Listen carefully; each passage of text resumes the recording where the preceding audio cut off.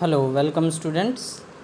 In previous video you have seen how we can create a data frame using 2D dictionary that is having a series type of value. In this topic you have seen if we are having series type value like we are having list or ND arrays, then how we can create a a data frame. Now today we are going to start with how we can create data frame from 2D dictionary having values as dictionary object. So if suppose we are having dictionary object, like in this example you can see sales is given here as a key, and in that key we are having name key with Rohit as a value, age 24, sex male. Then marketing, we are having name Neha, age 25, sex female. So if we want to create a dictionary, then please first look at the theory part. A 2D dictionary can have values as dictionary object too. You can also create a data frame object using such 2D dictionary object. Given 2D dictionary, namely people, like people is equals to sales, and in sales we are having name Rohit, age 24, sex male. Marketing, name Neha, age 25, sex female. Here the keys of inner dictionary are exactly the same, that is name, age and sex. तो इसके लिए ये चीज़ आपको याद रखनी होगी कि जो इनर डिक्शनरी है उसकी कीज़ सेम होनी चाहिए. You can create a data frame by passing this dictionary like pd.dataframe people. You'll get this result. तो इसको मैं डिमॉन्स्ट्रेट पहले आपको कर देता हूँ प्रैक्टिकली कि हाउ इट विल वर्क. तो इसके लिए मैं QPython ओपन करता हूँ और QPython में आके सबसे पहले मैंने जो प्रीवियस प्रोग्राम था उससे कुछ लाइंस को मैंने यहाँ से मिटा दिया. अब यहाँ पे सेल्स मैं एक डिक्शनरी क्रिएट करता हूँ. तो sales is equals to, then we have to place the curly braces, and in curly braces सबसे पहले आके मैंने दिया सेल्स, सॉरी ये सेल्स नहीं होगा, ये पीपल होगा.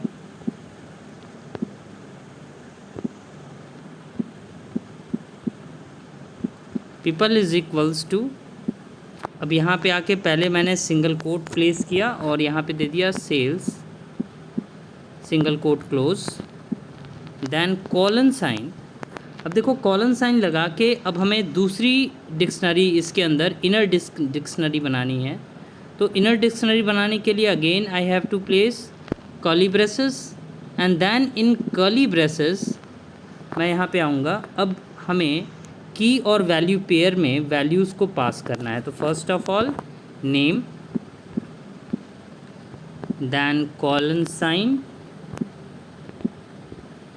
फिर मैं यहाँ पे अभी वैल्यू नहीं पास कर रहा हूँ, मैं यहाँ पे कॉमा प्लेस कर रहा हूँ, एंड देन हमें दूसरी चीज़ देनी है age, then colon sign, then comma, और तीसरी जो वैल्यू अब यहाँ पे हम देंगे दैट इज़ सेक्स. तो उसके लिए मैंने यहाँ पे लिखा and single quote close colon sign. अब मैं कर ये रहा हूँ कि मैंने यहाँ पे इसको कॉपी करना है, तो मैंने सेलेक्ट करना स्टार्ट किया.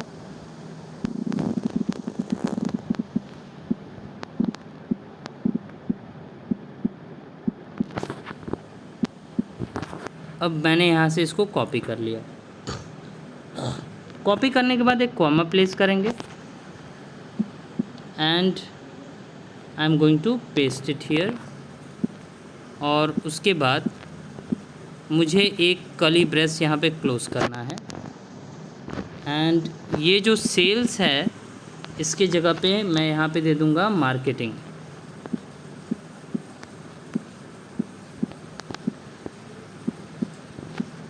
And then single quote close. तो यहाँ पे आप देख सकते हैं कि मैंने पीपल एक डिक्शनरी बना ली और इसमें दो लेवल की वैल्यूज़ हमने रखी है, पहले सेल्स के लिए फिर मार्केटिंग के लिए, और फिर मैंने इस डिक्शनरी पीपल को प्रिंट करा लिया। आप इसको आउटपुट में देख सकते हैं, ये हमारी डिक्शनरी आ रही है। That means it is working absolutely fine. Now I am moving towards the creation of Python panda data frame. तो उसके लिए मैंने मान लो एक ले लिया variable x is equals to, तो यहाँ पे पहले मैं इक्वल टू सिंबल लगाऊंगा। अब मुझे लिखना है पाइथन पांडा सीरीज़ ऑब्जेक्ट, तो pd डॉट, अब डेटा फ्रेम फंक्शन मुझे यूज़ करना है, लेकिन मैं आपको पहले भी बता चुका हूँ डेटा फ्रेम का D और फ्रेम का F हमारा कैपिटल होगा। तो मैंने यूज़ किया pd डॉट डेटा फ्रेम और ब्रैकेट के अंदर मैंने पास कर देना है पीपल को। ब्रैकेट क्लोज किया। अब पीपल को आके मैं यहाँ पे x को आके मैं यहाँ पे प्रिंट कराऊँगा। मैंने लिखा print bracket x bracket close. तो ये मेरा प्रोग्राम यहाँ पे कंप्लीट हो गया। यहाँ पे हमने डेटा फ्रेम ऑब्जेक्ट क्रिएट किया है, इसको मैं प्रिंट कराता हूँ। अब आप यहाँ पे ऑब्ज़र्व करेंगे तो सेल्स और मार्केटिंग दो हमारे कॉलम इंडेक्स हो गए, एज नेम सेक्स ये हमारे रो इंडेक्सेस हो गए या सिंपली इंडेक्स हो गए। एज की वैल्यू 24, नेम रोहित मेल, फिर 25 नेहा फीमेल। तो दीज आर द वैल्यूज़। तो I think it is clear to you all. Now moving towards the next thing is example 22, जिसको आप खुद करेंगे और उसका स्क्रीनशॉट मेरे पास भेजेंगे। तो here in question it is given create and display a data frame from 2D dictionary sales which stores the quarter wise sale as inner dictionary for 2 years as shown below। तो sales is equal to year 1, quarter 1 34,500, quarter 2, quarter 3, quarter 4 सबकी value दी है। फिर YR2 that means year 2 के लिए भी quarter 1, quarter 2, quarter 3, quarter 4 सबकी value दी है। आपको बस सबसे पहले क्या करना होगा, इस सेल्स नाम का जो डिक्शनरी है उसको क्रिएट करना है। फिर DF सेल्स मतलब data frame sales is equals to pd dot data frame. जैसे आप यहाँ पे देख सकते हैं कि सबसे पहले इस सेल्स को यहाँ पे क्रिएट कर लिया गया, ये डिक्शनरी हमारी पहले बन गई। फिर लिखा DF sales is equals to pd dot data frame, bracket में पास कर दिया इसी सेल्स को। अब यहाँ पे DF सेल्स नाम की जो हमारी डेटा फ्रेम है वो क्रिएट हो गई। फिर इसको हमने यहाँ पे डिस्प्ले करा लिया। So please try to execute this code. So in the above example, notice one thing, as the key of all inner dictionary, that is YR1 and 2, are exactly the same in numbers and name. The data frame object DF cells also has the same number of indexes. Now, had there been a situation where inner dictionary had non-matching keys, then in that case Python would have done the following things. तो कभी अगर ऐसा होता है कि जो inner dictionary है उसमें जो कीज़ हैं वो नॉन मैचिंग हो तो क्या होगा।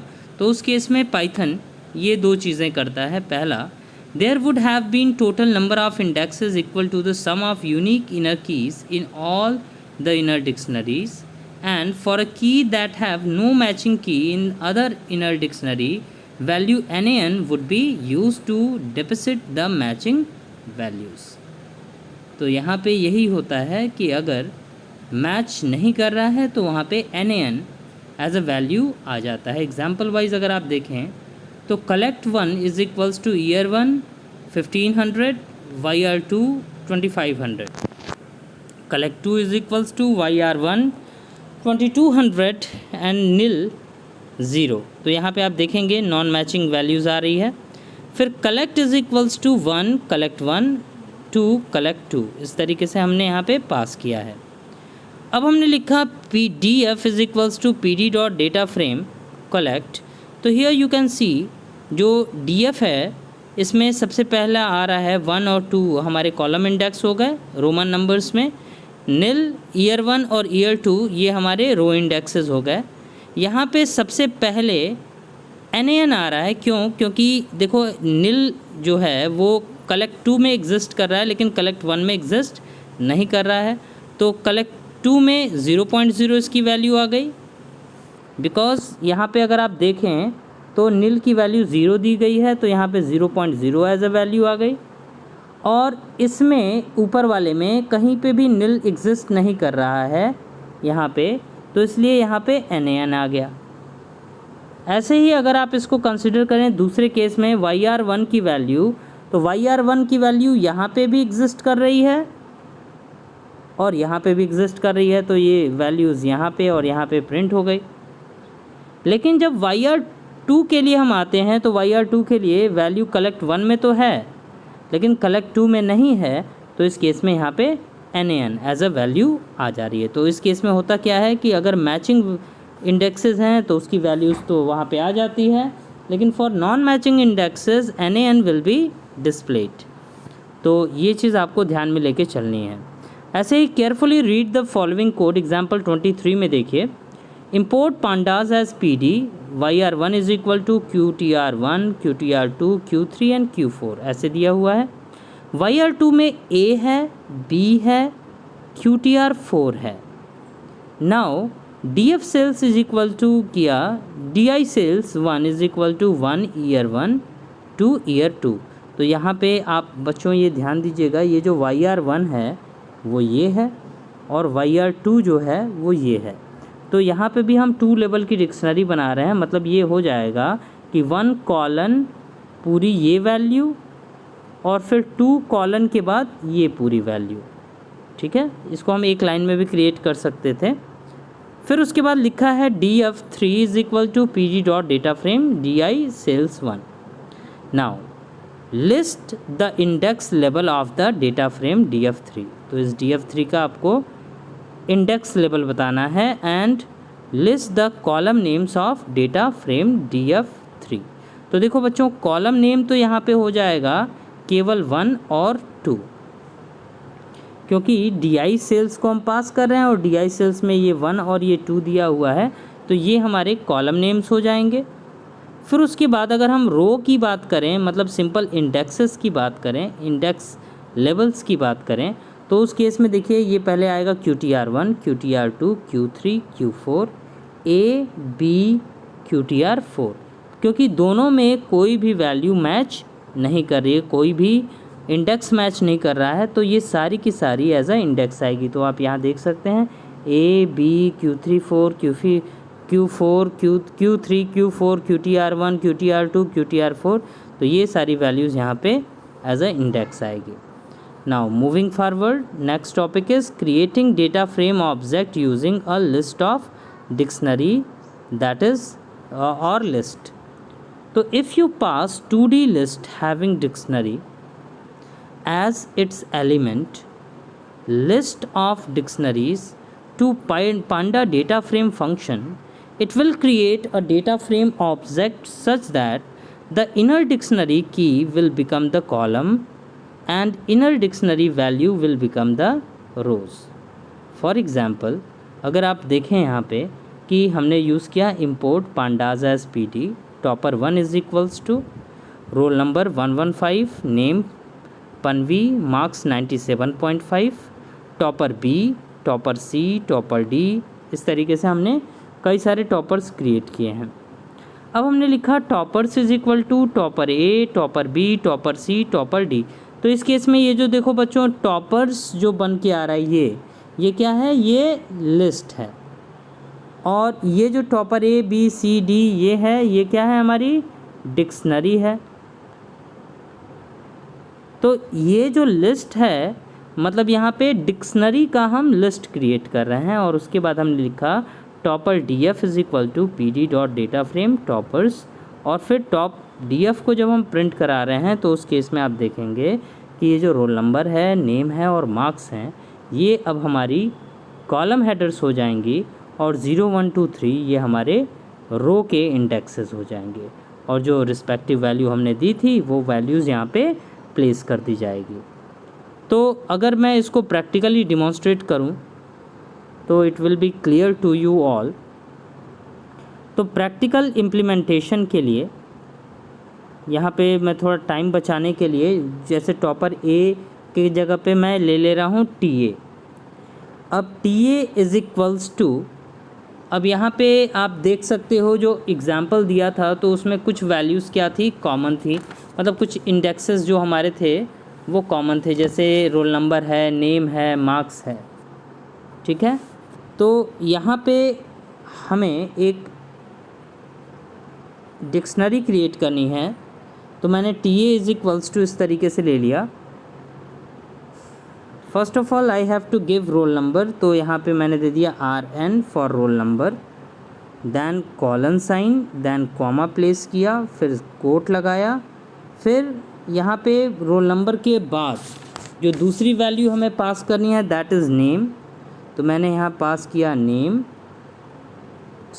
सिंगल कोट क्लोज किया, लगाया, कॉलन साइन लगाया, कॉमा प्लेस किया।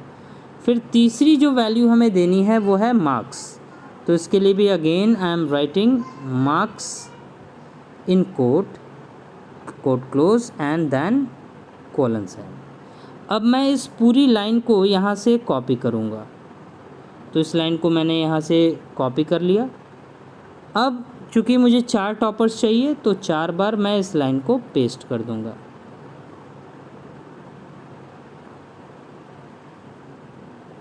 फिर मैंने इसको पेस्ट कर दिया।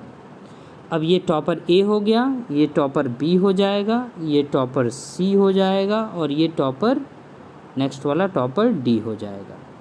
अब रोल नंबर हमें देना है पहला, तो रोल नंबर ऐसे ही रैंडमली कोई भी रोल नंबर हम दे रहे हैं, यहाँ पे 123 दे दिया। आप बुक के अकॉर्डिंग भी दे सकते हो, अपने अनुसार भी दे सकते हो। यहाँ पे 255 मैंने दे दिया, यहाँ पे 390 दे दिया, यहाँ पे 121 दे दिया। अब हमें नेम देना है, तो हम आपके बुक वाइज ही चलते हैं। जैसे पहला नेम जो हमें देना है वो आपके बुक में दिया है पनवी, तो मैं स्मॉल लेटर में ही टाइप कर दे रहा हूँ, तो यहाँ पे मैंने रख लिया पनवी। फिर उसके बाद दूसरा हमें नेम देना है, तो दूसरा नेम आपके बुक में ऋषि दिया हुआ है, तो I am writing Rishi, quote close. Then for the third topper the name is given Preet, तो I am writing Preet here. And for the last topper, that means for fourth topper, Paula is given, so I am writing Paula. And for marks, पहले में दिया है 97.5, तो मैंने यहाँ पे रख दिया 97.5।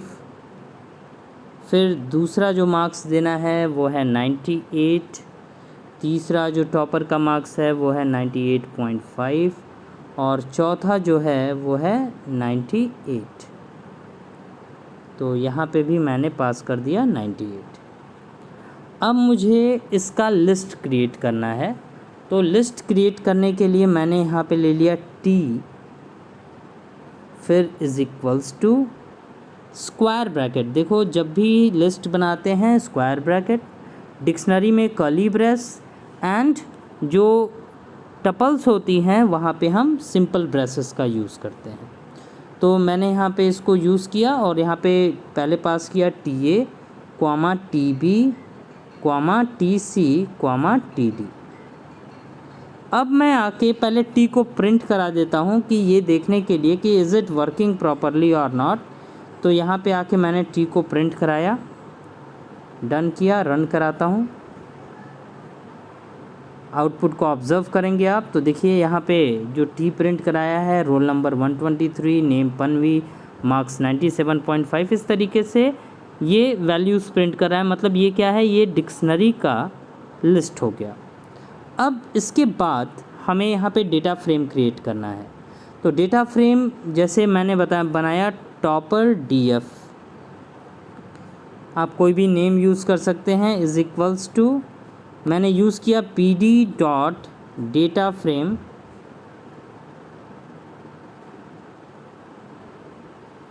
ब्रैकेट के अंदर आएंगे और ब्रैकेट के अंदर हमें पास कर देना है टी को। तो मैंने यहाँ पास कर दिया T। ये हमारी डेटा फ्रेम क्रिएट हो गई। अब मैंने यहाँ पे यूज़ किया प्रिंट फंक्शन और इसके बीच में मैंने पास कर दिया टॉप DF को, मतलब टॉप DF मतलब टॉप डेटा फ्रेम को, और इसके बाद इसको प्रिंट कराते हैं। आउटपुट को ऑब्ज़र्व कीजिएगा। सबसे पहले मैंने यहाँ पे ऊपर आप देख सकते हैं कि मैंने यहाँ पे डिक्शनरी, इन 2 लाइंस में मैंने डिक्शनरी प्रिंट कराई है, और यहाँ पे आप देख सकते हो हमारी डेटा फ्रेम डिस्प्ले हो रही है। तो मार्क्स, नेम और रोल नंबर, तो these are the column headers. Marks, name and roll number, these are the column header. 0, 1, 2, 3 are the indexes and the corresponding values are displayed along with it. So I think it is clear to you all that how we can create data frame using this method. Now moving back to the book, आगे आप देखें, when a data frame is created with a list of dictionary, the column are created for the keys of dictionary element and default index are assigned to 0, 1, 2, 3. As you can see above, you can specify your own index too as a label through index argument containing the row index labels. तो जैसे आपको मैं उसी example में यहाँ पे demonstrate कर दूँ कि अगर आपको यहाँ पे इंडेक्स भी चाहिए तो आपने यहाँ पे टी जो डेटा फ्रेम के अंदर पास किया है, इसी के बाद कॉमा आप प्लेस करेंगे और यहाँ पे आपने यूज़ कर लिया इंडेक्स, और यहाँ पे इंडेक्स इज़ इक्वल्स टू हमें इंडेक्स डालना है। तो सबसे पहले मैंने दे दिया सेक्शन ए, जैसे आपके बुक में दिया है SEC, और यहाँ पे हमने दे दिया ए, कॉमा प्लेस किया। अब देखिए ये जो सारी वैल्यूज़ होंगी इसको एज अ लिस्ट ही हम पास करेंगे। तो यहाँ पे मैं स्क्वायर ब्रैकेट के अंदर ये वैल्यूज़ को पास कर रहा हूँ। तो यहाँ पे पहले आ गया सेक्शन ए, कॉमा, फिर सिंगल कोट के अंदर सेक्शन बी हमें देना है, तो यहाँ पे हमने सेक्शन बी ले लिया, कोट क्लोज करेंगे, comma, then again we have to write section C, तो उसके लिए मैंने यहाँ पे दे दिया सेक्शन सी, फिर कोट क्लोज, एंड लास्ट जो हमारा होगा that is in quote we have to write section D, quote close. तो देखिए यहाँ पे 4 ही सेक्शन देंगे, क्योंकि आप देख सकते हो TA, TB, TC, TD हमने 4 ही रो क्रिएट किया है। तो चूँकि हमने 4 रो क्रिएट किया है तो जो इंडेक्सेस होंगे वो भी केवल 4 ही होंगे। इसको यहाँ पे ऐसे ही इतना करके मैं अगर एग्जीक्यूट करूँ, आउटपुट को आप ऑब्जर्व करेंगे तो instead of 0, 1, 2, 3 as row indexes we are having section A, section B, section C and section D as row index. तो आई होप कि this topic is clear to you all.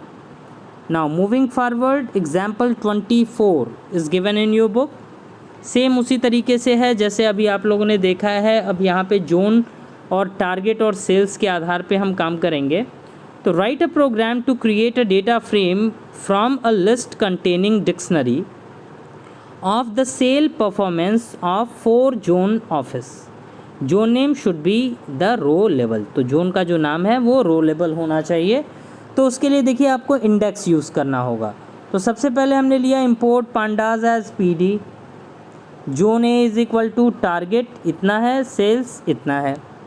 मैं आपको यहाँ पे मार्कर दे के बता देता हूँ यहाँ पे कि आप देखें तो ये जो लाइन है वो जोन ए को रिप्रेजेंट कर रही है, ये टारगेट की वैल्यू है, ये सेल्स की वैल्यू है। ऐसे ही zone B, zone C, zone D हमने 4 डिक्शनरी बना ली। फिर सेल्स नाम का हमने एक लिस्ट बनाया और यहाँ पे हमने इस लिस्ट में पास कर दिया zone A, zone B, zone C, zone D. तो इस तरीके से आप देख सकते हैं कि ये सेल्स क्या है, ये एक लिस्ट है, लिस्ट ऑफ डिक्शनरी है। अब इसके बाद आप यहाँ पे देखें तो हमने सेल DF बनाया है, इसमें लिखा PD dot data frame sales. तो सेल्स मतलब zone A, zone B, zone C, zone D, इन सब की वैल्यू आ जाएगी। फिर इंडेक्स में हमने दे दिया zone A, zone B, zone C, zone D. तो these are what, these are the row indexes. तो ये रो इंडेक्स हो गए, और टारगेट और सेल्स ये हमारे कॉलम इंडेक्स हो गए। अब अगर आप इसको रन कराएंगे, प्रिंट करेंगे और इसके आउटपुट को ऑब्जर्व करेंगे तो आपको ये आउटपुट मिलेगा, जहाँ पे आप देखेंगे target and sales are now the column headers and zone A, zone B, zone C and zone D are the row indexes and this is how we can create the data frame from list of dictionary. तो student please execute this program also and send the screenshot on my WhatsApp number. Now moving forward, so passing a 2D list, that is a list having list will also create a data frame where each inner list will from the row of the data frame. For example, अगर आप लिखें list 2, अब यहाँ पे आपने एक list of list create कर लिया, जैसे list 2 25 45 60, फिर 34 64 67 89, फिर 88 90 एंड 56. तो इस तरीके से आपने एक लिस्ट ऑफ लिस्ट क्रिएट कर लिया.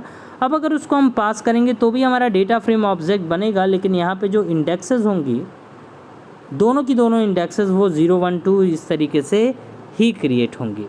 तो इसको भी मैं प्रैक्टिकली डिमॉन्स्ट्रेट आपको कर दे रहा हूँ कि किस तरीके से ये वर्क करता है.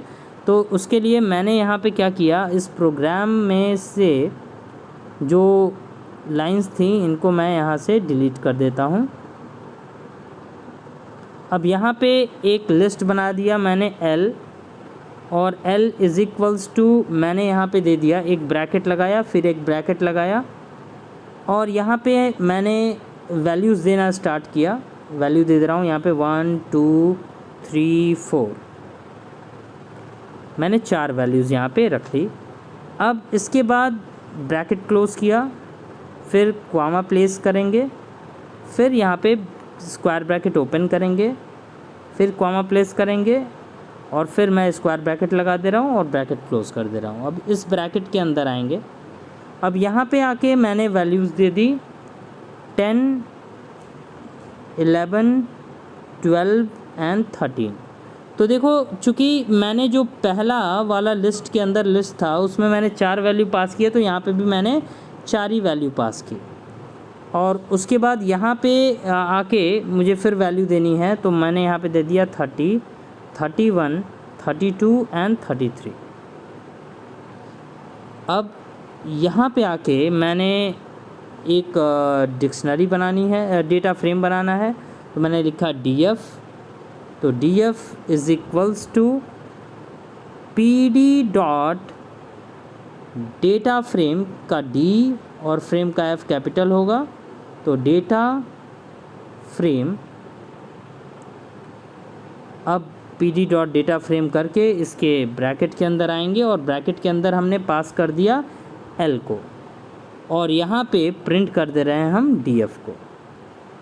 अब अगर आप इसको एग्जीक्यूट करें और आउटपुट को ऑब्जर्व करें तो आप देखेंगे कि यहाँ पे जो इंडेक्सेस हैं वो हो गई हैं, कॉलम इंडेक्स है 0 1 2 3 और रो इंडेक्स है 0 1 2, और आप वैल्यूज़ को ऑब्जर्व कर सकते हैं. तो इस तरीके से लिस्ट ऑफ लिस्ट को भी हम यूटिलाइज़ कर सकते हैं अपने डेटा फ्रेम को क्रिएट करते समय.